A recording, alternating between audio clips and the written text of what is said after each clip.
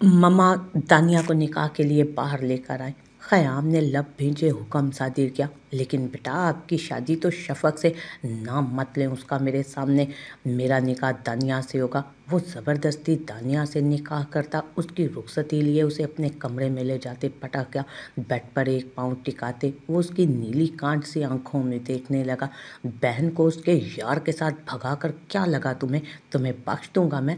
अगर शादी करनी ही नहीं थी तो इस स्टेज तक लेकर क्यों आई थी? वो धाड़ा था, जबकि सामने खड़ी लड़की पूरी तरह से सहमी थी। दुल्हन के लिबास में वो उस वक्त उस दीवाने के साथ एक पहाड़ी पर खड़ी थी। सरसराती हवाएं उन दोनों के चेहरों को छू कर गुजरती जिस्म पर कपकपी तारी कर रही थी। प्लीज़ हैदर, मेरी बात को समझे। ये नामुमकिन है। घर में बारात आई है, मुझे जाना होगा। प्लीज़ जाने दें। मेरे घर वालों का सर झुक जाएगा, वो जीते जी मर जाएंगे। शफ़क़ उसके आगे अपने हाथ जोड़ गई। वो बेबसी और इस तरह भी कैफियत में अपने बालों में सख्ती से हाथ फेरता उसे कुर्ब से देखने लगा। नहीं शफ़क़, मोहब्बत के रास्तों में चलते चलते इतनी दूर तक आने के बाद बिना मंजिल पाए वापस लौटने वालों में से हैदर सुल्तान नहीं है। उसकी साकीर आवाज़ पर शफ़क़ के चेहरे का रंग उड़ा था। उसे हैदर के इरादे ठीक नहीं लग रहे थे। उसने पथराई नज़रों से अपने इर्द गिर्द देखा। वो उस वक्त उसे लिए काफ़ी ऊंची पहाड़ी पर खड़ा था। बिना सोचे समझे सर नफ़ी में हिलाते वो पीछे की जानिब उल्टे कदम लेती भागने लगी थी कि लड़खड़ा गई और बुरी तरह लुढ़कती उस पहाड़ी से गिरने ही लगी थी कि हैदर ने फ़ौरन आगे बढ़ते उसे बाजू से थामकर अपनी तरफ खींचा था। उसके चेहरे पर हवाइयाँ उड़ने लगी थी। एक पल के लिए उसे लगा उसने शफ़क़ को खो दिया। अब उसे खुद से लगाए वो गहरी सांस भर गया। क्या कर रही थी तुम? अभी गिर जाती पागल। वो उसके माथे के साथ माथा जोड़े गहरी सांस भरते बोला, प्लीज़ हैदर, मुझे जाने दें। मेरे माँ बाप की इज़्ज़त को मत रोलें। वो कैसे सहन कर पाएंगे लोगों की बातें? मर जाएंगे वो।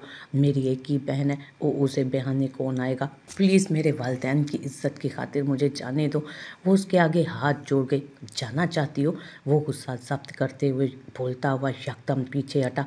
जाना चाहती हो तो ठीक है, मेरे मरने के बाद चली जाना। वो कदम ब कदम पीछे होता उसके औसान खता कर गया। उस पहाड़ी के एज पर जाता दोनों बाहें खोले आंखें मीच गया। इससे पहले कि वो खुद को हवाओं के दोष के सपुर्द करता, शफ़क़ ने आगे बढ़कर उसे खींचकर पीछे गिराया था। वो अनबैलेंस हुआ था। उसके खींचने पर उसके साथ टकराया तो दोनों एक साथ लुढ़कते हुए नीचे की जानिब गिरने लगे। लुढ़कते हुए दोनों को बेतहाशा चोटें आई थी। पहाड़ी के एक तरफ बड़े से पत्थर में हाथ डालते हैदर ने खुद को नीचे गिरने से बचाते उसमें हाथ रखते वो अटका था। दूसरा हाथ शफ़क़ की कमर के गिर्द डाले उसे अपने साथ लगा गया। वो बुरी तरह सटपटा गई। हैदर, हम गिर जाएंगे। वो उसके साथ चिपकी डर कर बोली, तुम्हें नहीं गिरने दूंगा। वो उसे एक ही जज़्ब में ऊपर लाता खुद भी ऊपर आया। वो सहमी हुई उन चलती तेज़ हवाओं को अपने जिस्म के पार होता महसूस कर रही थी। वो तो पहाड़ी खान था, उसे क्या फ़र्क पड़ता था? लेकिन वो कमसिन लड़की तो उस ठंड में ठिठर कर रह गई। हैदर, आप तो रात होने वाली है, प्लीज़ वापस चलो। वो सहमते हुए बोली, सिर्फ एक शर्त पर। वो अपने उसके ज़ख्मों को देखता स्पार्ट अंदाज में बोला। शफ़क़ ने उसे सवालिया नज़रों से देखा। तुम ख़याम से शादी नहीं करोगी? हैदर ने एक एक लफ्ज़ पर जोर देते कहा। अब कौन सी शादी होनी है हैदर? बारात आकर वापस जा चुकी होगी। मेरे माँ बाप की इज़्ज़त का जनाजा निकल चुका है। जो तुम चाहते थे वो हो गया। अब प्लीज़ मुझे जाने दो। शफ़क़ ने अपने आंसू पोंछते हुए दुख और कुर्ब से हैदर की जानिब देखते हुए कहा, मैं तुम्हारे माँ बाप की इज़्ज़त नहीं रुलने दूंगा। मैं तुमसे शादी करूंगा। हैदर उसके करीब जाते बोला तो शफ़क़ ने गुस्से से उसे पीछे करके ज़ोरदार धक्का दिया था। तुम करोगे मुझसे शादी? तुम जो इस वक्त मुझे दुल्हन बनी को वहाँ से किडनैप करके ले आए? मैं ना तुम्हें माफ़ करूँगी और ना कभी तानिया को। नफ़रत हो रही है मुझे खुद से कि मैंने तुमसे कभी मोहब्बत की। शफ़क़ गुस्से में कहते अपने आंसू पोंछते उस पहाड़ी से नीचे की जानिब उतरना शुरू हो गई। इस बार हैदर ने उसे रोका नहीं, क्योंकि वो जो चाहता था वो हो चुका था। शादी रुक चुकी थी, वक्त गुजर गया था बारात का। मुश्किल हालात थे लेकिन नामुमकिन नहीं। कुछ देर सोचते हुए हैदर उसके पीछे लपका। वो उस पहाड़ी से उतरते सड़क पर आ गए थे कि इतने में हैदर ने उसे बाजू से पकड़ कर खींचा। क्या कर रहे हो? छोड़ो मेरा हाथ। शफ़क़ ने गुस्से से अपने बाजू चढ़ाते हैदर को घूरा। शाम के फैलते साए में तुम्हें मैं इस टाइम यहाँ से अकेले जाने दूंगा क्या? चलो मेरे साथ। हैदर ने उसके बाजू को सख्ती से थामते अपनी गाड़ी की तानिब कदम बढ़ाए। शफक ने लब भींच कर उस शख्स को देखा जिसकी वो कभी दीवानी थी और आज उसी ने अपनी दीवानी को पूरी तरह रोन दिया था। शफक के अचानक गायब होने के पीछे किसका हाथ था ख़याम अच्छी तरह जानता था, और वो उसकी मोरे जो उस वक्त चेहरा छुपाए हुए थी। दोनों एक दूसरे को देख रहे थे। उनका मकसद सिर्फ उस राज को फाश करना था जो अब तक छुपा हुआ था। अगर बड़ी बहन नहीं तो ना सही, छोटी तो थी ना। इस ख्याल पर ख़याम ने अपनी मोरे की जानिब कदम बढ़ाते अगला लाया अमल डिस्कस किया उनसे, तो वो इस बात में सर हिलाती वहाँ से गायब हुई थी। उनके जाते ही ख़याम भी कुछ देर बाद बाहर निकला। सभी मेहमान इकट्ठे थे। खानों की इज्जत पर बात आई थी, लेकिन फ़िलहाल सब ख़याम खान की वजह से चुप थे। वो जिस कदर हुसीला और अपने फ़ैसलों का खुद मालिक था, कोई भी काम उसकी मर्ज़ी के ख़िलाफ़ नहीं हो सकता था। सभी उसके हुक्म के मुंतज़िर थे। ख़याम, हम सब तुम्हारा इंतज़ार कर रहे हैं बेटा, अपने फ़ैसले से सबको आगाह करो। मिसेज़ राबिया क़य्यूम ने ख़याम की जानिब देखते हुए संजीदगी से कहा, अंकल मुझे आपसे अकेले में बात करनी है। शफ़क़ के वालिद सुहेल ख़ान की जानिब देखते ख़याम ने संजीदगी से उनसे कहा, तो वो उसे लिए एक कमरे की जानिब बढ़ गए। उनके कंधे और सर झुका हुआ था। आज उन्हें एहसास हुआ था कि 2 बेटियों के बाप हैं वो। अंकल, एक बेटी तो आपकी भाग गई है, आने वाले वक्त में दूसरी भी भाग जाएगी, तो बेहतर नहीं कि आप उसे मेरे हवाले कर दें? आपकी इज्जत भी बच जाएगी और ये वक्त भी टल जाएगा। ख़याम की बात पर एक पल को सुहेल खान शुश्तर रह गए, लेकिन उन्हें ख़याम खान की बात में दम नज़र आ रहा था, और ऐसा हो सकता था क्योंकि अगर एक बहन भाग सकती थी तो दूसरी भी भाग सकती थी। इसलिए बेहतर था अपनी इज्जत बचाने के लिए वो अपनी छोटी बेटी को बड़ी बेटी की जगह निकाह में दे देते उसके। उनके हामी भरने पर हर तरफ हलचल से मच गए। उड़ती उड़ती खबर अंदर दानिया तक भी पहुंच गए। उसके तो जैसे आसाप तन गए। उसे यकीन नहीं आ रहा था कि अपनी बहन को बचाते बचाते अब वो खुद उस दलदल में धंसने जा रही थी। ऐसा नहीं हो सकता मोरे, मैं आपको बता रही हूँ, ऐसा नहीं हो सकता। मैं उस पहाड़ी शैतान से कभी शादी नहीं करूँगी। दानिया ने गुस्से से अपनी माँ की जानिब देखते कहा, तुम्हारी बहन तो भाग गई हमारी इज्जत रोल कर, अब तुम्हारी बारी है, अब तुम भी भाग जाओ। जाओ, वो खुला हुआ है दरवाज़ा, लेकिन एक एहसान करती जाओ, अपने बाप को और मुझे जहर दे दो। तुम जैसी बेटियों से तो बेहतर था कि हमें औलाद ही ना होती। गुलबहार बेगम ने दानिया को गुस्से से कहा। उनकी बातें सुनती दानिया आंखों में आंसू लाने से रोक नहीं पाई खुद को।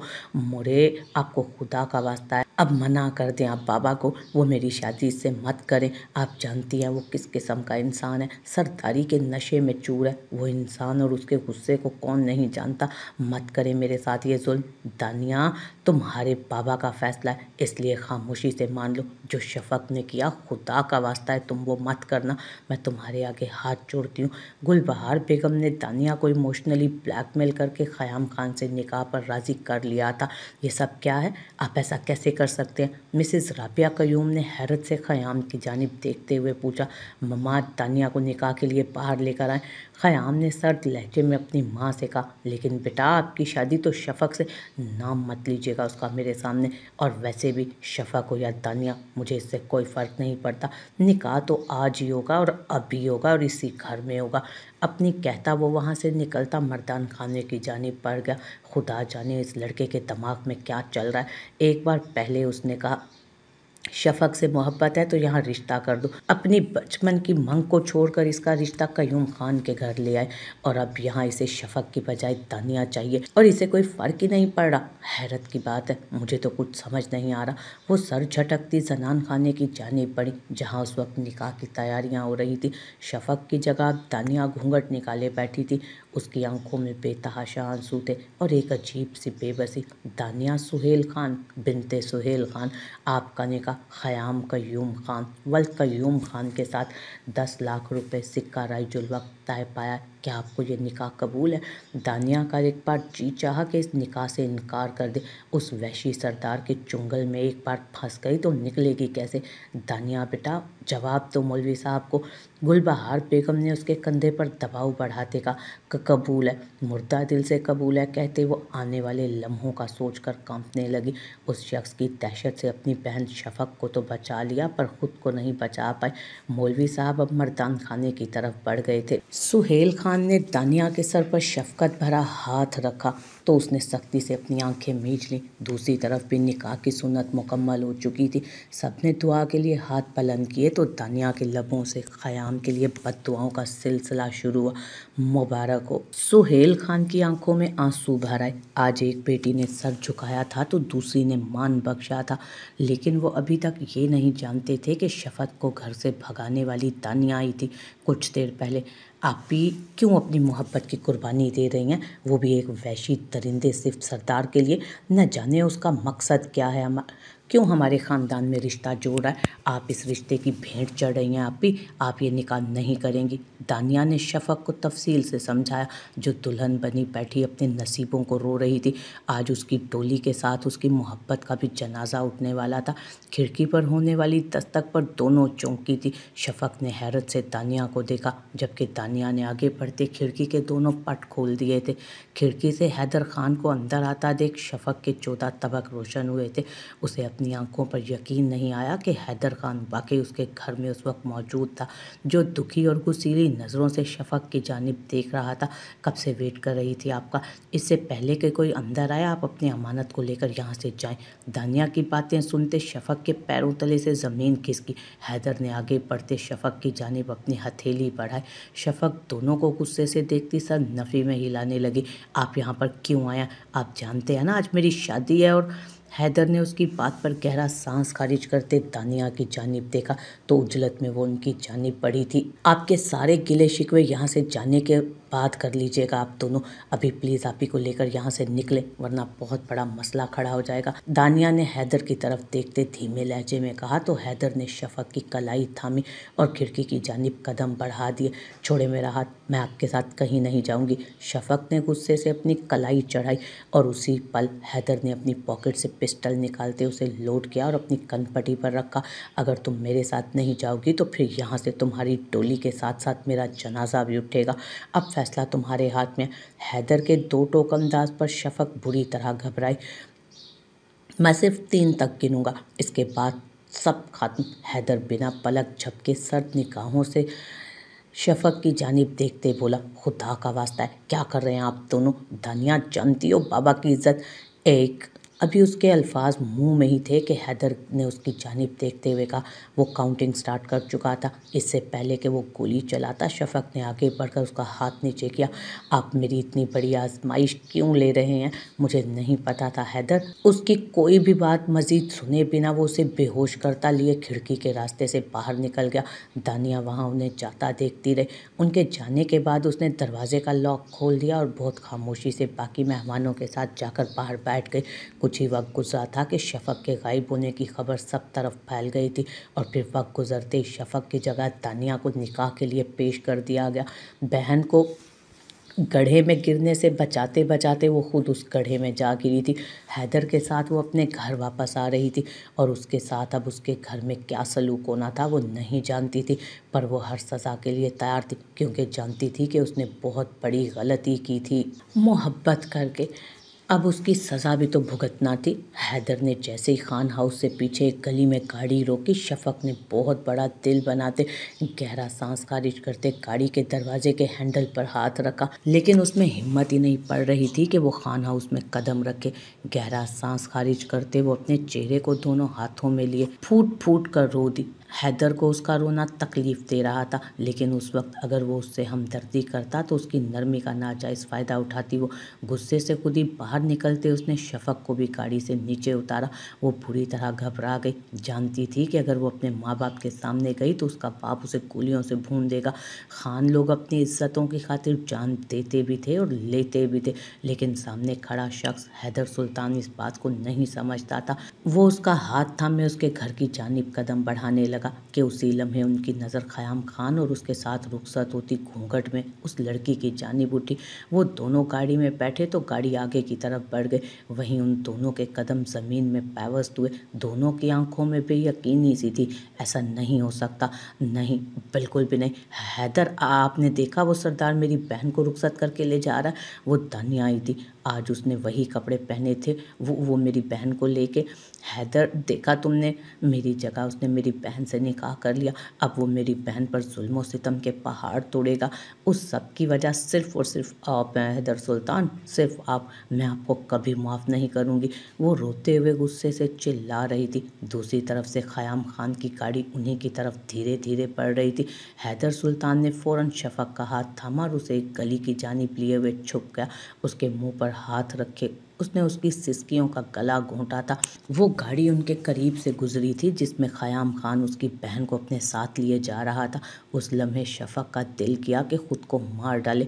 अगले पल उनके निकलते ही हैदर सुल्तान ने अपने इर्द गिर्द निगाह दौड़ाते बहुत एहतियात से शफ़क़ को वापस अपनी गाड़ी में बिठाया।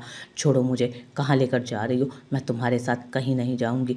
अब की बार वो गुस्से में आपसे तुम पर आ गई थी। हैदर ने उसकी बात को नज़रअंदाज करते गाड़ी रिवर्स की और उसके घर के ऑपोजिट रोड पर डाल दी, जबकि वो सिर्फ रोते हुए अपनी बहन के लिए दुखी हुए जा रही थी। उसे दानिया का दुख खाए जा रहा था। वो जानती थी कि खान लोग जब बात इज्जत पर आ जाती है तो फिर किसी का लिहाज नहीं करते। दानिया का सोचते उसका जिस्म पूरी तरह लरसने लगा। उसका लरसना हैदर सुल्तान से छुपा हुआ नहीं था। एक कटीली निगाह उस पर उसने डाली, लेकिन लब खामोश रहे। आज पहली बार एहसास हो रहा है कि मेरा बेटा नहीं है। अल्लाह बेटियां दे तो ऐसी बेटियां दे जो इज्जतों के मुहाफिज हों, ना कि इज्जतों को पांव तले रोंद के निकल जाए। सुहेल खान सर झुकाए बीवी के साथ बैठे अपने दिल का गम हल्का कर रहे थे। उन्होंने जिस दिल से दानिया की रुखसती की थी ये वही जानते थे। ख़याम का रिश्ता शफ़क़ के लिए आया था। वो नहीं चाहते थे कि वहाँ शादी हो, लेकिन जब उन्हें ये कहा गया कि ये रिश्ता शफ़क़ और ख़याम दोनों की मर्ज़ी से तय हो रहा तो वो चुप कर गए। सरदार ख़याम के ख़िलाफ़ ना जा सके और अपनी शफ़क़ उनके हवाले करने का सोच लिया। लेकिन अब शफ़क़ के गायब होने के बाद जब सरदार ख़याम ने दानिया का हाथ मांगा तो वो उस पर बुरी तरह ठिठके थे। उनका जी चाहा उसी वक्त इनकार कर दें, पर वो नहीं कर सके कि उस वक्त उन्हें अपनी दोनों बेटियों की हिफाजत करना थी। लेकिन एक तो उन्हें छोड़कर चली गई, दूसरी को वो ख़तरे में नहीं डाल सकते थे और सिर्फ सरदार ख़याम ही था जो उसकी हिफाजत कर सकता था। मजबूरन उन्हें दानिया का निकाह ख़याम से करना ही पड़ा, जबकि उसके पीछे वजह क्या थी कोई नहीं जानता था। खान हवेली जहाँ रोशनियों की बहार आई थी, हर तरफ चरागाह किया गया था। सरदार ख़याम की दुल्हन जो आ रही थी हवेली में, उस पूरे गांव की सरदारनी। इस इतने बड़े घूंघट में दानिया से चलना दूभर हो रहा था। उसे कुछ दिखाई नहीं दे रहा था, जबकि उसे थामे 2 से 3 मुलाजमाएं चल रही थी। उसका जी चाहा कि सब कुछ उलट पुलट कर रख दे, लेकिन सब्र का घूंट भर के रह गई। पहले वो खुद मुसीबत में पड़ गई थी, लेकिन उसे एक खुशी थी कि उसकी बहन उस दलदल में धंसने से बच गई थी। उसने अपनी बहन को बचा लिया, उसकी मोहब्बत को बचा लिया। ये कितनी हद तक सही बात थी ये तो वक्त ही बताने वाला था। काफ़ी रस्में उन जिनमें अच्छा खासा वक्त लग गया। दानिया की तो कमर अकड़ कर रह गई। नूरी सरदारनी को सरदार के कमरे में तो ले जाओ। अचानक से मिसेस राबिया की आवाज़ कानों में पड़ी तो दानिया एकदम चौकन्ना हुई। मतलब अब उसे उस देव के आगे डाला जाना था जिसने अब उसे कच्चा चबाना था। दानिया ने दांत पीसे, लेकिन खामोश रही। 2 मुलाजमाएं उसे सरदार के कमरे की जानिब लेकर चल पड़ी। एहतियात से बेड पर बिठाते हुए उसको खाने पीने का सामान फराहम करती बाहर निकल गई।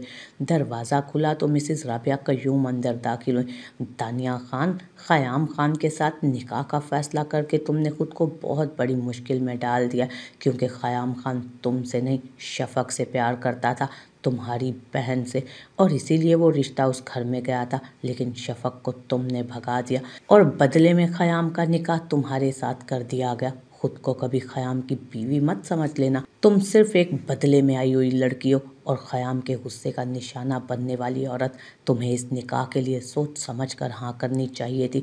तुम अभी खानों को जानती नहीं हो शायद, वरना इस निकाह के लिए कभी राज़ी ना होती। खैर, अब तुमने निकाह कर ही लिया है तो इसका असर भी तुम पर ही पड़ेगा, और उम्मीद करती हूँ कि तुम्हारे कमरे की कोई बात कमरे से बाहर नहीं निकलेगी। सख्त अल्फाज में कहती अपनी शॉल को झटका देती हुई दरवाजे की जानिब वो बढ़ी। 1 मिनट सासू माँ। घूंघट हटाते दानिया खान ने उन्हें पुकारा। उनके माथे पर पल पड़े। दानिया खान बहुत पूरे तमाद तरीके से बेड से नीचे उतरते उनके मुकाबिलान खड़ी हुई। आप मुझे सरदार ख़याम के नाम से डरा रही हैं? आपको क्या लगता है मेरी बहन खुद भागी है? नहीं, मैंने उसको भगाया था। इस दलदल से बचाने के लिए। और आपको क्या लगता है, जो लड़की अपनी बहन को बचाने के लिए उसे घर से भगा सकती है, क्या वो अपने बचाव के लिए कुछ नहीं करेगी? किसी भूल में मत रहिएगा। आप अभी दानिया खान को जानती नहीं है। जिस दिन जान जाएंगी ना, उस दिन पनाह मांगेगी। वो 17-18 साल की लड़की राबिया कयूम खान को चैलेंज कर रही थी। सरदार की माँ थी वो, कैसे बर्दाश्त करती? अपनी हद में रहो लड़की, हद से मत बढ़ो। ये ना हो तुम्हारी सज़ा में इजाफा हो जाए, क्योंकि आज की रात जो सज़ा मेरा बेटा तुम्हें देने वाला है ना, वो तुम्हारा नाजुक जिस्म सह नहीं पाएगा। तो बेहतर होगा कि मेरे बेटे को खुश करने की तैयारी करो, जिसने आकर तुम्हारे जिस्म को ऐसी सज़ाओं से नवाजना है कि तुम्हारी रूह तक कांप उठेगी। राबिया कयूम की बात सुनकर दानिया का सांस हलक में अटका था। सिर्फ एक ही डर था कि उस सरदार से खुद को किस तरह बचाए, लेकिन सामना तो हर हाल में करना था।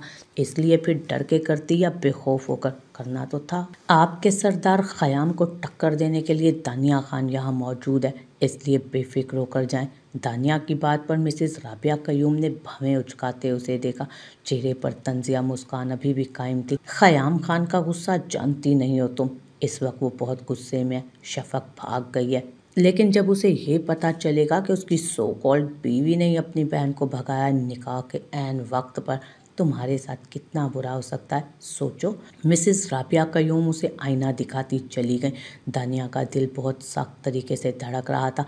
माथे पर पसीने की नन्ही बूंदें नमूदार हुई। उसने अपना दिमाग लड़ाना शुरू किया, सब जगह निगाह दौड़ाई।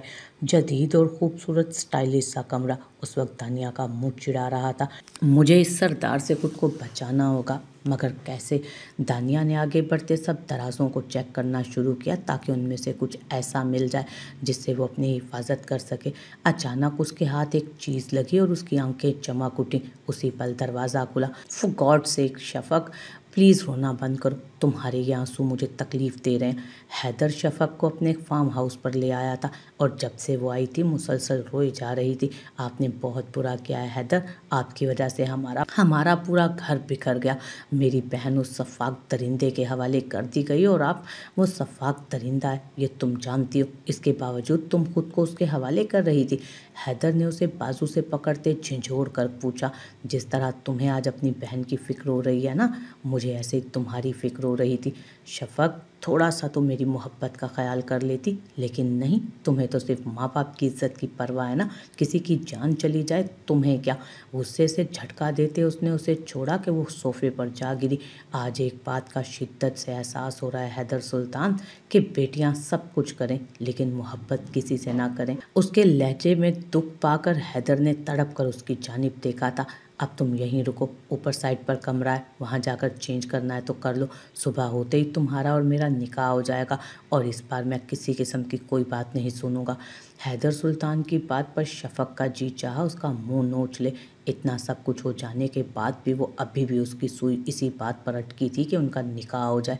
कभी नहीं हैदर सुल्तान, मैं मर जाऊंगी लेकिन तुमसे निकाह नहीं करूंगी। तुमने जो मेरे साथ किया उसके बाद तो बिल्कुल नहीं। शफक गुस्से से उठती, उसे चैलेंजिंग अंदाज में बोलती हुई सख्त लहजे में कहती उंगली उठा गई। उसका यूं उंगली उठा के हैदर की तरफ उसको वार्न करते हुए लहजे में बात करना हैदर के अंदर अंगारे भर गया। उसकी वही उंगली पकड़कर मरोड़ते हुए कमर की जानिब उसके बाजू पर ले जाकर झटकते उसने उसे अपने करीब किया था। तकलीफ से शफक की आंखों से आंसू बहने लगे। शफक, मुझे मजबूर मत करो कि मेरे अंदर का शैतान जाग जाए। बहुत प्यार मोहब्बत से पेश आ रहा हूँ तो ऐसे ही रहने दो, क्योंकि मेरा दूसरा रूप तुम सहन नहीं कर पाओगी। और आइंदा हैदर सुल्तान पर उंगली उठाने की गलती भी मत करना। तुम्हारी जगह अगर कोई और होता तो उसका हाथ अब तक टूट चुका होता। झटके से उसे छोड़ता वो पीछे हटा। शफक की उंगली हद दर्जा लाल हो चुकी थी। तकलीफ की शिद्दत से उसकी आंखों से आंसू मुतवातर बहते जा रहे थे। हैदर ने अपने घने बालों में हाथ फेरते अपने इश्तियाल पर कंट्रोल पाने की सही की। शफक मुसलसल उसके सब्र का इम्तहान ले रही थी, जो उसके लिए सांसों से भी ज़्यादा ज़रूरी हो चुकी थी। अब आगे बढ़ते उसने उसका हाथ नरमी से थामने की कोशिश की, तो शफक ने गुस्से से अपना हाथ झटकते पीछे कर लिया और हैदर की जानिब से रुख फेर लिया। हैदर अपनी मुठियाँ सख्ती से भींचे वहाँ से निकल गया। जब तक वो उसे निकाह में नहीं ले लेता था तब तक वो उस पर किसी किस्म का हक नहीं जताना चाहता था। भले वो उससे मोहब्बत करता था लेकिन उसके पास एक जायज़ रिश्ते से ही आना चाहता था। सरदार ख़याम जैसे ही कमरे के अंदर दाखिल हुआ तो दानिया खान को मिरर के करीब खड़े पाया। उसके चेहरे पर हवाइयाँ उड़ी हुई थी, हाथ उसने पीछे की जानिब बांधे हुए थे। सरदार ख़याम की काटदार नज़रों ने पल में उसका सर से पैरों तक तफसीली जायज़ा लिया। दरवाजे को लॉक करते वो उसकी जानिब बढ़ा। वहीं रुक जाएं सरदार, मेरे करीब मत आना। दानिया खान ने अपने कदम पीछे की जानिब लेते सरदार ख़याम को छोटी सी धमकी दी, लेकिन सामने भी सरदार ख़याम था जो ना किसी से डरता था ना किसी के आगे झुकता था। सामने खड़ी लड़की उससे पूरे 15 साल छोटी थी और उसे धमका रही थी। उसके धमकाने पर सरदार ख़याम ने एक आईब्रो उचकाते गहरी नज़रों से उसे देखा था। कमरे में आने से पहले जो बातें उसको बताई गई थी उसके बाद वो दानिया खान से किसी भी किस्म की रियायत बरतने के मूड में हरगिज़ नहीं था, लेकिन यहाँ उसके अंदाज ही निराले थे। तुम सरदार ख़याम को धमका रही हो? सरदार ख़याम ने उसकी जानिब पेशकदमी करते सर्द लहजे में कहा। बिल्कुल नहीं ख़याम खान, आपको धमका नहीं रही, सच में वार्न कर रही हूँ। मेरे करीब मत आइएगा वरना जान से जाएंगे। अच्छा, तो वानिया खान आज सुहाग रात में अपने दूल्हे को मौत की सज़ा देने वाली है। कैसे? मेरी सांसें चुराकर या मेरी शिद्दतें सहकर? सर्द और गुस्सीले लहजे में कहते ख़याम खान ने बेबाकी से उसकी जानिब पेशकदमी की। दानिया खान पीछे होते हुए दीवार से जा लगी। 2 इंच के फासले पर ख़याम ने अपने कदम रोक लिए। वो कमसिन दोशीज़ा इंतहाई खूबसूरत थी। देखा तो उसने शफ़क़ को भी नहीं था, लेकिन सामने खड़ी लड़की हुस्न में बेमिसाल थी। उसके दोनों अतराफ में हाथ रखे तो उसकी सांसों के इर्ताश को महसूस करते वो एक पल को उसकी आंखों में खो सा गया। और यहीं पर दानिया खान ने हाथ में पकड़े तेज़ धार चाकू से उस पर वार किया, लेकिन वार खाली गया क्योंकि सरदार ख़याम पहले ही तैयार था।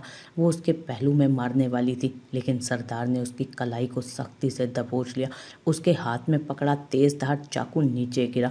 दानिया की नीली आंखों में खौफ की एक लहर लहराई थी। उसने सामने खड़े शख्स के अंदर के शैतान को जगा दिया था। अब न जाने वो उसके साथ क्या सलूक करता। दानिया खान को कलाई से तो दबोचे वो बिस्तर पर लाते ज़ोर से बिस्तर पर पटक गया। बेड पर एक पाँव टिकाते वो उसकी नीली कांच सी आंखों में देखने लगा। बहन को उसके यार के साथ भगाकर तुम्हें क्या लगा मैं बख्श दूंगा तुम्हें? सरदार ख़याम के वाशगाफ अल्फाज पर दानिया खान का सांस हलक में अटका था। मतलब मिसेस राबिया कयूम ने अपने बेटे को सब बता दिया, तो अब डरने की बात ही नहीं थी। अब तो या तो मरना था या मार देना था। हाँ, मैंने भगाया उसको क्योंकि आप उसकी मोहब्बत के बीच में आ रहे थे। वो किसी और से मोहब्बत करती थी और आप उससे उसकी मोहब्बत छीनना चाहते थे, इसलिए मैंने उन्हें उनकी मोहब्बत से मिलवा दिया। बहुत खूब, तुम जानती हो तुमसे निकाह क्यों किया है मैंने? इसी बात की सज़ा देने के लिए। तुमने सरदार ख़याम की होने वाली बीवी को भगाया, उसकी इज्जत के साथ खेला, पूरे गांव में बेइज्जत कर दिया। अब सरदार ख़याम तुम्हारे साथ क्या करने वाला है तुम सोच भी नहीं सकती। जानती हो तुम कैसे एक सरदार औरत से बदला लेता है?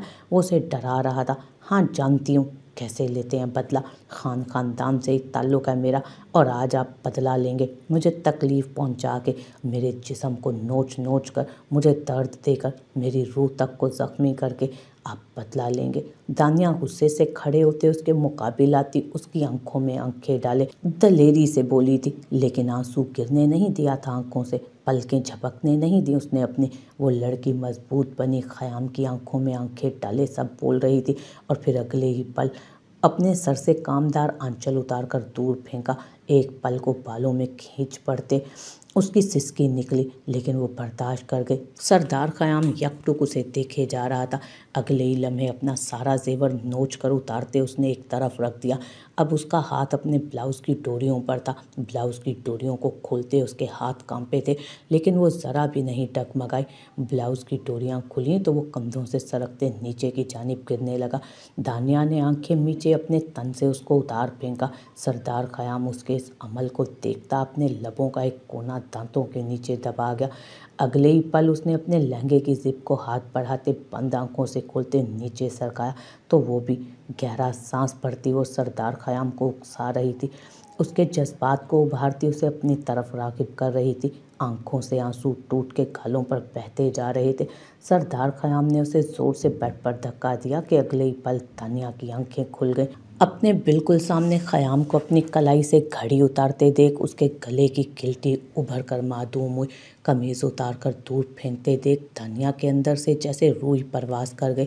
वो अपना सांस रोके ख़याम की मजबूत बॉडी को देखती पीछे की जानिब सरकी, लेकिन सरदार ने उसकी टांगों को अपनी तरफ खींचते उसकी कोशिश नाकाम बनाई।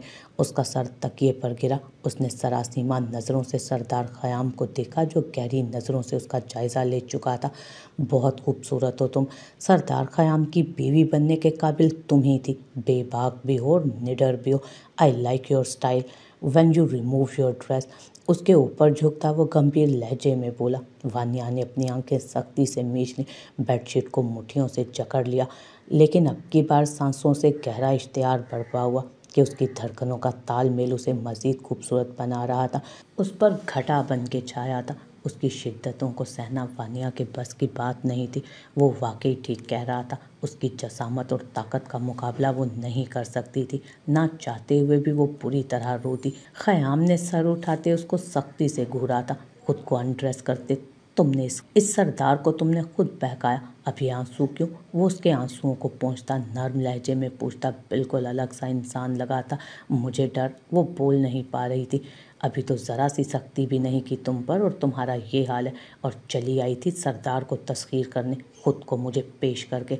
ख़याम की बात पर वो उसे सीने पर मुक्के मारती उसके जज्बात को फिर से जगा गई। सुबह होते ही हैदर ने अपना कहा सच कर दिखाया और फ़ौरन निकाह की सुन्नत पूरी करते वो शफ़क़ को अपने कमरे में ले आया था, जो बिल्कुल चुप थी, जैसे उसे किसी बात से कोई फ़र्क ही नहीं पड़ रहा था। हैदर ने उसका चेहरा अपने हाथों के प्याले में भरा तो उसने कोई रिस्पॉन्स नहीं दिया। शफ़क़, मेरी तरफ देखो। मेरी मोहब्बत को तुम यूँ नज़रअंदाज नहीं कर सकती। ये मेरी मोहब्बत ही है कि तुमसे आज निकाह भी कर लिया और तुम्हें अपनी आखिरी सांस तक पलकों पर भी बिठा के रखूँगा। वो जज्ब के आलम में कहता उसकी तरफ झुका था, लेकिन शफ़क़ ने उसका बिल्कुल भी साथ नहीं दिया।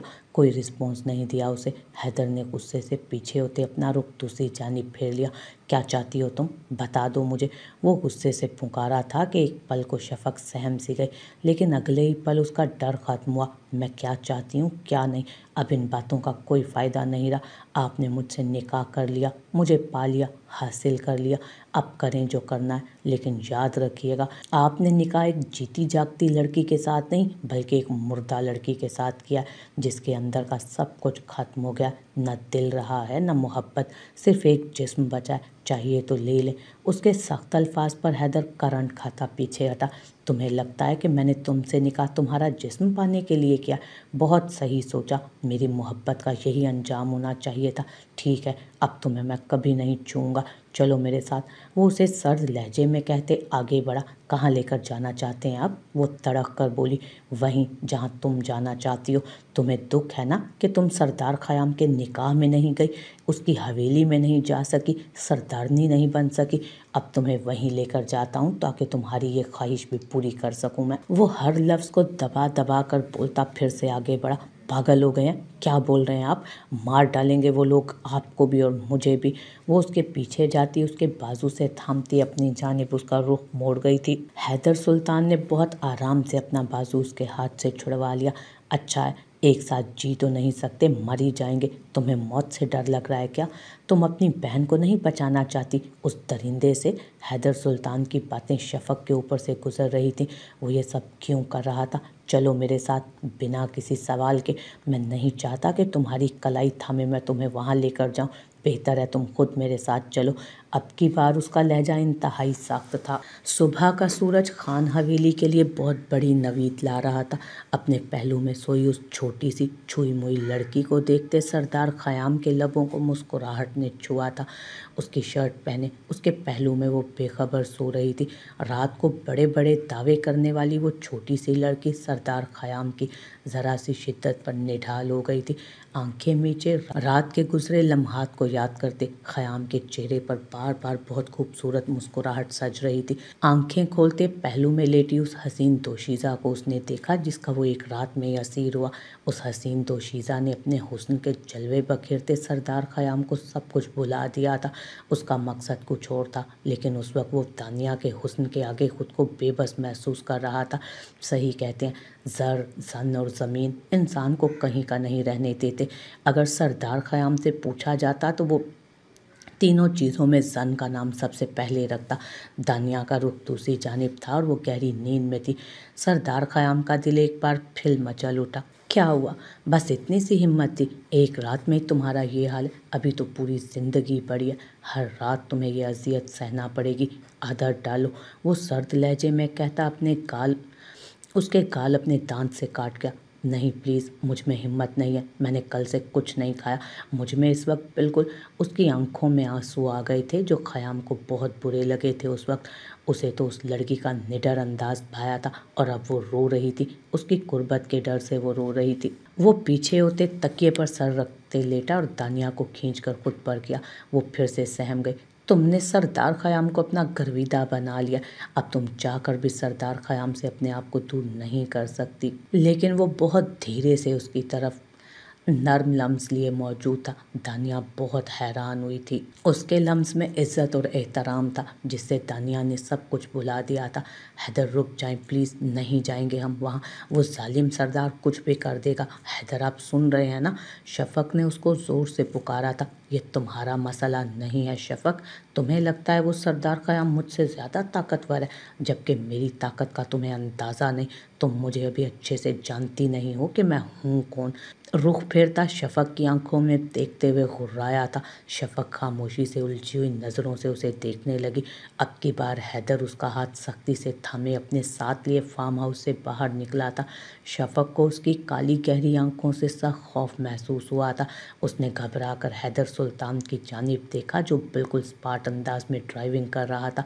उसका रुख खान हवेली की जानिब था, जहाँ पहुँचने पर बहुत से राजों से पर्दा उठना था। सरदार ख़याम नक्शा सा तैयार होता नीचे उतर रहा था। मिसेस राबिया कयूम ने एक गहरी निगाह से बेटे को देखा। उसके तो अंदाज ही बदले हुए थे। आओ ख़याम बेटा, नाश्ता करो, वो बहुत मोहब्बत से बोली थी और वो बहुत खामोशी से उनके साथ चेयर घसीटते हुए बैठ गया। दुल्हन नहीं आई? उनके अगले सवाल पर ख़याम ने सर उठाते उन्हें देखा कि उसी पल सीढ़ियाँ उतरती दानिया नीचे आती दिखाई दी। उसके जिस्म पर महंगा लिबास और सरदार ख़याम की मर्दाना शॉल और उसका खिलता रूप देख मिसेस राबिया कयूम एक पल को दंग ही रह गए। उसके ये अंदाज़ो अतवार रात तक तो नहीं थे। हैरत से वो उसे अपने पास आते देख रही थी। अस्सलामुअलैकुम सासू माँ, कैसी हैं? दानिया का चहकता अंदाज राबिया कयूम को पूरी तरह चौंका आ गया। एक कटीली निगाह बेटे पर डाली जो बहुत रग़बत से नाश्ता करने में मसरूफ़ था। रात को जो बातें उनके और ख़याम के बीच हुई थी, उसके बाद तो उस लड़की को सर उठाकर क्या नज़र उठाकर भी बात नहीं करनी चाहिए थी। कहाँ वो मिसेस राबिया कयूम की आंखों में घुस रही थी। और वक्त होता तो वो उसे खरी खरी सुना देती, लेकिन ख़याम के सामने फ़िलहाल वो खुद को कंट्रोल में कर गई, जबकि उनका अंदर ही अंदर मचलना दानिया ने खूब इंजॉय किया था। अरे सरदार जी, आपने तो चाय ली ही नहीं। एक मिनट, मैं सर्व करती हूँ। दानिया ने बहुत अदा से मुस्कुराकर ख़याम के आगे चाय का कप रखा। ख़याम ने सर उठाकर बहुत गहरी नज़रों से उस पटाखा को देखा जो कमरे में तो उसकी शिद्दतों के आगे रो पड़ती थी, लेकिन अब कितने एतमाद से उसके सामने चाय रखे मुस्कुराती। ज़रा सी उसकी जानिब झुकी। चीनी कितनी लेंगे? सरदारनी, उतनी ही खिदमत करो जितनी बाद में मुझसे सहन कर सको, वरना जब मेरी खिदमत की बारी आनी तो तुम्हारी आंखों के आंसू नहीं थमने। उसके धीमे लहजे में कही सुमायनी बात पर दानिया के चेहरे का रंग यकलक बदला, पर अगले ही लम्हे फिर से मुस्कान छा गए। ये मंजर देखते मिसेस राबिया कयूम गुस्से से टेबल से उठकर चली गई, जिसका उन दोनों ने बिल्कुल कोई नोटिस नहीं लिया।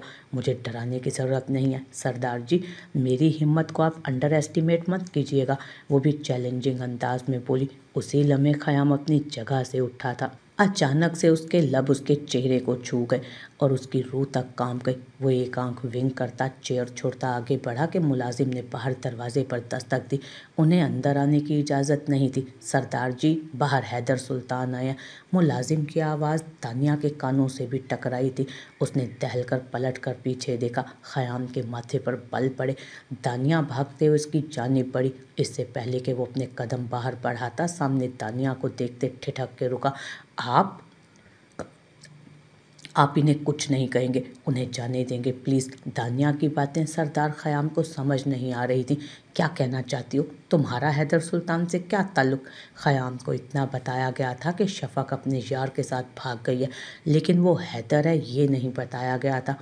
उसकी गुर्राहट पर दानिया का सांस हलक में अटका। आप बस मेरी बात सुने। आप हैदर? दानिया ख़याम खान। उसकी बात पूरी होने से पहले ख़याम ने उसे बाजू से पकड़कर झिंझोड़ा। तुम्हारी ज़ुबान पर किसी गैर मर्द का नाम भी आया ना तो जान ले लूँगा मैं तुम्हारी।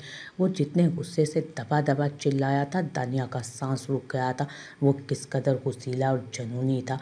रात को उसकी शिद्दतों से वानिया को अच्छे से बावर हो गया था, लेकिन जब उसे ये पता चलेगा कि उसकी होने वाली बीवी शफ़क़ उसी हैदर के साथ भागी थी तो वो उनके साथ क्या सलूक करेगा। वो बाहर मर्दान खाने की जानिब बढ़ा ही था कि हैदर सुल्तान दरवाजे पर दस्तक देता। एक निस्वानी वजूद के साथ जनान खाने में दाखिल हुआ। दानिया के तो रोंगटे खड़े हो गए। हैदर शफ़क़ को लिए हवेली आया था। इतनी बड़ी गलती वो कैसे कर सकता था? दानिया को अपने पैरों पर खड़ा होना मुश्किल लग रहा था। लड़खड़ाकर पास खड़े ख़याम के बाजू को थामते उसने सहारा लिया। सरदार ख़याम ने रुख पलटकर दानिया को देखा, जिसके चेहरे पर हवाइयाँ उड़ी हुई थी, पर सरदार ख़याम उसी कदर मुतमईन अंदाज में खड़ा था जैसे सामने खड़े दो वजूदों से कोई फ़र्क ही नहीं पड़ रहा। क्यों आए हो? सरदार ख़याम का लहजा इंतहाई सर था, जबकि शफ़क़ उतना ही घबराई हुई थी। बात करना चाहता हूँ। हैदर सरदार ख़याम के नज़दीक हुआ। इतनी देर में मिसेस राबिया क़य्यूम नीचे आती दिखाई दी। ये यहाँ क्या कर रहा है? उनका रोब और दबदबा देखते वो दोनों पीछे मुड़कर उन्हें देखने लगे। आप किसकी इजाज़त से दो भाइयों के बीच में बोल रही हैं? ख़याम ने सर्द लहजे में उनसे पूछा तो उसी लम्हे शफ़क़ और दानिया ने हैरत से उन्हें देखा। भाई? शफ़क़ ने हैदर की जानिब देखा। इसको तुम भाई कहते हो जो तुम्हारा सबसे बड़ा दुश्मन है? दूसरी औरत का बेटा है ये, अभी के अभी निकालो इसे यहाँ से। वो दबे दबे गुस्से से चिल्लाई, जबकि ख़याम ने लब भींचे उन्हें देखा। वो भाई, वो सौतेला भाई है, लेकिन आप तो मेरी सगी माँ थी ना, फिर आपने मेरा इस्तेमाल क्यों किया? ख़याम ने सख्त लहजे में उनकी जानिब मुड़ते हुए कहा। क्या एक बार भी नहीं सोचा जब हकीकत खुलेगी तब क्या होगा? ख़याम के लहजे में दर्द और अजियत रकम थी। हैदर सुल्तान ने दुखी नज़रों से सामने खड़ी उस औरत को देखा जिसने उन सबको अच्छा खासा घुमा के रख दिया था। ख़याम, ये क्या कह रहे हो तुम? मैंने कुछ गलत नहीं किया बेटा। एक तुम ही तो हो मेरी ज़िंदगी का महवर, मेरे जीने की वजह। मुझ पर कैसे शक कर सकते हो तुम? वो उसे इमोशनली ब्लैकमेल करते हुए बोली और एक दफ़ा फिर तकलीफ़ से दो चार कर गई। यही तो दुख है मुझे लगा कि आप मेरी सगी माँ, मेरी मोरे हैं और मैं आपके लिए सबसे अहम हूँ, लेकिन आंखें खुल चुकी हैं मेरी मामा। आप सिर्फ़ एक धोखा हैं। अपने बदले की खातिर आपने ना सिर्फ हैदर का इस्तेमाल किया बल्कि मुझे भी इसी चक्रव्यूह में उलझा दिया। माजी, राबिया की शादी क़य्यूम ख़ान से तय पाई थी, लेकिन क़य्यूम ख़ान को राबिया की चचा की बेटी अम्मारा पसंद थी और बहुत तको-दो के बाद राबिया की शादी क़य्यूम ख़ान से कर दी गई। बहुत तगोदो के बाद राबिया की जगह अम्मारा ने ले ली। शादी हुई, लेकिन औलाद की नेमत से अल्लाह ने अम्मारा को महरूम ही रखा। दूसरी तरफ राबिया की जहाँ पर शादी हुई वहाँ वो ज़्यादा वक्त बस नहीं पाई और तलाक लेकर वापस आ गई।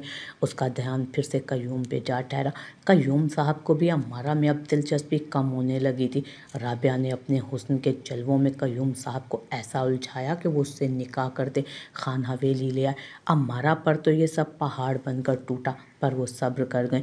राबिया ने आते ही पूरी खान हवेली पर अपनी पूरी अजारादारी बना डाली। क़य्यूम ख़ान भी उसके गुन गाने लगे। अपने कमरे पर भी राबिया ख़ान को ही सारा हक दे दिया और फिर जब वो पता चला कि वो माँ बनने वाली हैं तो अम्मारा का तो वहाँ वजूद ही बेकार हो गया। राबिया खान ने बेटे को जन्म दिया जिसका नाम ख़याम खान रखा गया। ख़याम खान क़यूम खान का पहला बेटा और उनका वारिस। 1 साल गुजरा कि क़यूम खान का एक्सीडेंट हुआ। वो ज़ख्मों की ताब न लाते इस दुनिया से चल बसे। राबिया और अम्मारा दोनों पर यह खबर क़यामत बनकर टूटी थी। एक साथ दोनों इद्दत में बैठी और तब अम्मारा को पता चला कि वो उम्मीद से हैं। राबिया को जब इस बारे में पता चला तो उन्होंने अम्मारा को मरवाने की कोशिश की, लेकिन हर बार नाकाम रही। अल्लाह ने अम्मारा को भी एक बेटे से नवाजा जिसका नाम उन्होंने अपने बाप के नाम पर रखा। उनके बाप का नाम हैदर सुल्तान था। अम्मारा को अपने बाप से बहुत मोहब्बत थी, इसलिए उन्होंने अपने बेटे को अपने बाप का नाम दिया। वक्त थोड़ा और आगे को सरका। ख़याम 6 साल का हुआ तो हैदर सुल्तान 5 साल का। दोनों के बीच बेइंतहा मोहब्बत थी, लेकिन राबिया ने उनको अलग कर दिया।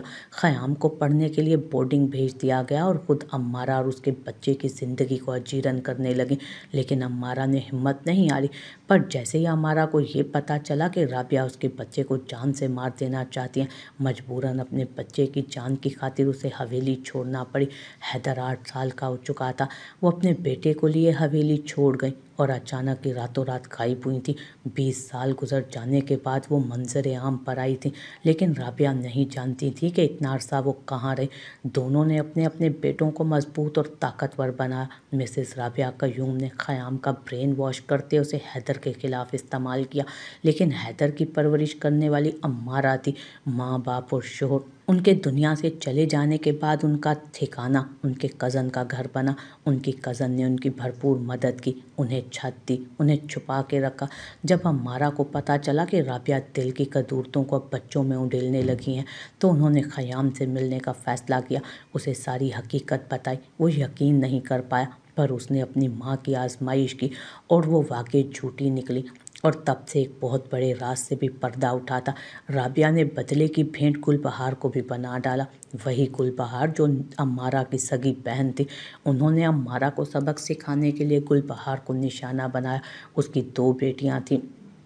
गुलबहार के शोर सुहेल खान को हरासा करने के लिए फायरिंग करवाई ताकि वो डर जाए और अम्मारा का बदला गुलबहार और उसके ख़ानदान से लेने के लिए ख़याम के दिल में बहुत सारी बातें डाली।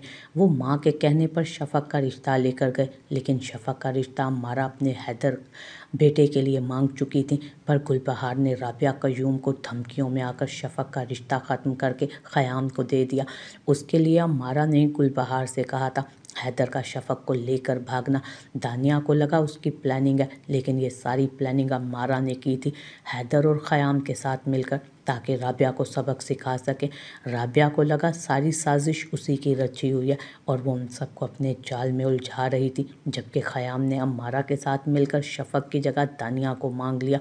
ख़याम जानता था हैदर और शफ़क़ एक दूसरे से मोहब्बत करते हैं। उनके बीच से वो खामोशी से हट गया था। दानिया को ब्याह कर ले गया।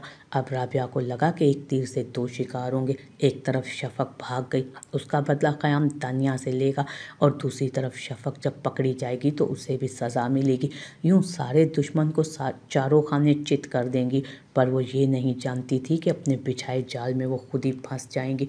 कैसी नफ़रत है आपकी मम्मा, जो ख़त्म होने का नाम ही नहीं ले रही। कौन सा बदला लेना है आपने अम्मारा मोरे से? उनकी जगह आपने ले ली, उनको इस हवेली से निकाल दिया। इस सब के बाद भी आपको सुकून नहीं आया तो आपने उनको मारने की प्लानिंग की। जब वहाँ भी कामयाब ना हुई तो उनकी बहन और उनके ख़ानदान को निशाना बना डाला। सभी को मार दें आप, शायद आपके गुनाहगार दिल को इस तरह सुकून आ जाए। ख़याम की बात पर राबिया ने नम आँखों से बेटे को देखा था। हसद और बदले की आग में वो वाकई इतनी अंधी हो गई थी कि बेटे तक को भूल गई थी। ख़याम, मेरे बच्चे नहीं हूँ मैं आपका बेटा। ख़याम ने उनका हाथ झटका। मेरी माँ इतनी बेरहम और जालिम नहीं हो सकती। कई दफ़ा मुझे लगा अब आपको रोक लूँ, अब आपको कुछ गलत ना करने दूँ, लेकिन मैं चुप हो गया। मैं आपकी आखिरी हद देखना चाहता था कि आप किस हद तक गिर सकती हैं। और आप तो ख़याम ने दुखी होते रुख फेरा। उसी लम्हे अम्मारा बेगम अपनी बहन गुलबहार और उनके शोहर सुहेल खान के साथ अंदर दाखिल हुई। मोरे दानिया बेख्तियार आगे बढ़ते गुलबहार के गले लगी। शफक बस देखे जा रही थी। उसे डर लग रहा था कि वो माँ के गले लगी तो माँ धुतकार देगी, लेकिन गुलबहार ने शफक के लिए भी बाहें फैलाई तो वो रोते हुए माँ के गले जा लगी। रो नहीं शफक, हैदर ने तुमसे निकाह हमारी मौजूदगी में किया है। अचानक से अम्मारा की बात पर शफक ने हैरानी और सवालिया अंदाज से अपनी माँ की जानिब देखा, जिन्होंने इस बात में सर हिलाते अम्मारा की बात की तस्दीक कर दी थी। हम बाहर ही मौजूद थे, हैदर के पास। सुहेल खान ने भी शफक के सर पर प्यार से हाथ फेरते कहा। राबिया कयूम सबको एक कतार में देखती सिसक उठी। वो सब दुश्मन थे और आज उनका अपना बेटा भी दुश्मनों की फहरिस्त में जा खड़ा हुआ था, पर वो ये नहीं जानते थी कि कोई उनका दुश्मन नहीं था, वो खुद अपनी दुश्मन आप थी। अम्मारा आगे बढ़ते उनके मुकाबिल आईं। और कितना गिरेंगी आप? मेरे शोहर को मुझसे दूर कर दिया, उन पर अपना तसल्लुत जमाकर इस हवेली में आ गई, इस हवेली पे कब्जा कर लिया, हमें बाहर निकाल दिया, मेरी बहन और उसकी बेटियों को इस्तेमाल किया। आपका भी दिल नहीं भरा तो आपने मुझे और हैदर को मारने के लिए एक किलर को हायर किया। मुझे तो बस अफसोस होता है आपकी सोच पर, तरस आता है साथ। अम्मारा ने नफी में सर हिलाते कहा। मोरे अभी भी वक्त है, प्लीज़ संभल जाएं और मत करें इतनी नफरत कि एक वक्त ऐसा आए आपके पास आपका बेटा भी ना रहे। क़याम ऐसा तो मत कहो, माँ मर जाएगी तुम्हारे बिना। वो उसके दोनों हाथ थाम गई। मुझसे नहीं, आपको अम्मारा मोरे से माफ़ी मांगनी चाहिए। आपकी नफ़रत और हसद के सबब सबसे ज़्यादा भेंट पर वही चढ़ी हैं। उनकी बात पर राबिया कयूम ने अम्मारा के सामने हाथ जोड़कर माफ़ी मांगी तो उन्होंने दिल बड़ा करते उन्हें माफ़ कर दिया। चलो चलो हैदर बेटा, बहू को लेकर आओ बाहर, हमें अब जाना है। अम्मारा ने संजीदगी से कहा। अम्मारा तुम कहीं नहीं जाओगी, ये हवेली जितनी मेरी है उतनी तुम्हारी भी है, पूरा हक है तुम्हारा। अब अल्लाह ने दिल पर गहरी मोहर हटा दी है लगी हुई तो, और दिल बड़ा करके माफ़ किया है तो एक मौका भी दे दो ना अपनी गलती सुधारने का। राबिया कयूम के कहने पर ख़याम ने भी उस बार उनकी साइड लेते उन्हें रोकने की कोशिश की तो वो बेटे को देखती उनकी बात मान गई। खान हवेली में एक बार फिर से खुशियों का समा छा गया। ख़याम और तानिया के वलीमे के साथ हैदर और शफक का वलीमा भी रखा गया। शफक ने घबराते हुए हैदर की जानिब देखा जो मुस्कुराता हुआ अपनी माँ को देख रहा था। एक बहुत खूबसूरत मुस्कान थी उसके चेहरे पर, कहीं भी नाराज़गी का कोई शुबा तक ना था। क्या देख रही हैं आप भी? छोड़ें इन दोनों को, ये भाई इतने गुन्ने मिसने निकले हैं कि ज़रा भिनक नहीं पड़ने दी। अब आज की रात इनको सज़ा देनी है। दानिया की बात पर शफक ने सवालिया अंदाज में उसे देखा तो उसने शफक के कान में कुछ सरगोशी की जो हैदर ने भी देख ली।